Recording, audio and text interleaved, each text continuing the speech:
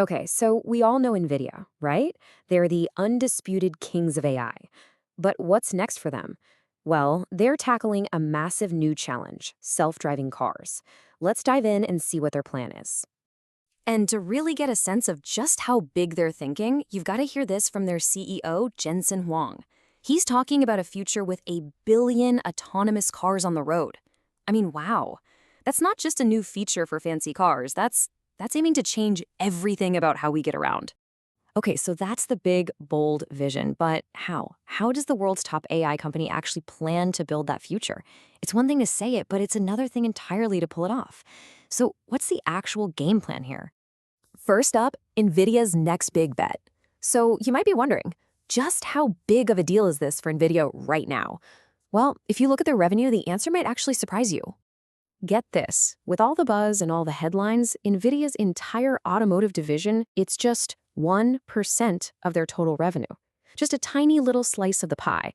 But here's the thing, for a company as massive as NVIDIA, that's not a weakness, no way. That's a massive, massive opportunity just waiting to explode. Yeah, that 1% number is really deceiving. Because according to the CEO, robotics and self-driving cars are their number 2 growth category, right behind their main AI business. So yeah, this is their next big frontier for sure. All right, section 2, inside the autonomous brain. So what's the tech that's actually powering this whole thing? Let's pop the hood and look at the brains of the operation. So NVIDIA's whole approach here is built around safety, and they do it with a really cool dual system. Imagine you have a rookie driver with just incredible natural instincts. That's their end-to-end AI. It just learns and reacts. But watching over their shoulder, you've got this super strict by-the-book driving instructor. That's the safety stack. It knows every single rule. If the rookie ever gets into a tricky spot, the instructor just takes the wheel. It's this two-brain system, and it's all designed to build trust. And that whole dual-brain system, it runs on one seriously powerful computer. It's called the Drive AGX Thor, and the cost to put one in a car is $3,500. Now, you might be thinking, $3,500? That sounds like a lot.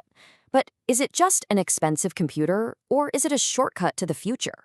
See, this is NVIDIA's pitch to car companies. They're saying, look, this isn't just a part. This is an investment. This lets you leapfrog years of R&D and get your self-driving features on the road way, way faster. Okay, so the tech sounds great in theory, but how does it actually do out there, in the real world? Let's take a look at a drive-through tomorrow. We're going to check out a test drive on some of the toughest streets you can imagine. All right, so here's the mission. A self-driving demo in a 2026 Mercedes-Benz CLA. And the location? San Francisco. We're talking steep hills, crazy intersections, a total mess of unpredictable traffic. And they did it for a full hour.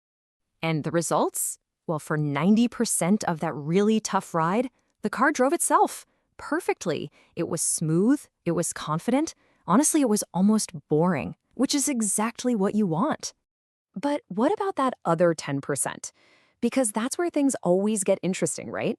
In self-driving, it's those edge cases, those exceptions that really show you where the limits of the tech are today. And here was the exception, a really thorny situation. The car found itself wedged in a mess of traffic, buses, trucks, and get this, even another self-driving car from Waymo. The system just got overwhelmed, and the human safety driver had to take control. It's a really good reminder that, hey, these systems are still learning. So what this really tells us is that we're not quite at true, pick back and read a book self-driving yet. This is what the industry calls level 2++. It's a system with really advanced features, but the driver, they are still 100% responsible for safety. Think of it like Tesla's full self-driving. The car helps a ton, but you have to be ready to take over at any second. Okay, on to the robotaxi rollout plan. So how do they get from this level 2++ system to the real deal, a fully driverless future? Well, NVIDIA has laid out a pretty ambitious public roadmap to get there. Let's walk through this timeline. It all starts in 2026, when we'll see Mercedes models hit the road with this NVIDIA tech. Then, just a year later, in 2027, they're targeting level 4 robotaxis. That means vehicles with no human driver inside, at least in certain designated areas. And then, the big one. By 2028, the goal is to have true point-to-point self-driving for you and me. And they are definitely not trying to do this all by themselves. This is way bigger than just selling chips. It's about building a whole ecosystem. So they're teaming up with car makers like Mercedes-Benz for the cars we buy, and they're also working with ride-sharing giants like Uber and other robotaxi operators to get into those commercial fleets. Now, as you can probably guess, NVIDIA is not alone in this race, not by a long shot. Let's talk about the competition, because this landscape is, well, it's intense and it's really, really complex. You've got the big established players like Waymo, which is owned by Alphabet, right? They're already operating commercial robotaxi services. But here's the real twist. Some of NVIDIA's own biggest customers, we're talking giants like Google, are also becoming their biggest rivals. They're designing their own chips and going after the very same prize. So how do you deal with a competitive field that's, well, that complicated? NVIDIA is making a really interesting strategic move. It's all about this idea of open source AI models. Basically, that means they're releasing their software and even the data they use to train it out into the public for anyone to see and build on. So NVIDIA's big strategy is to open source its AI models to build trust.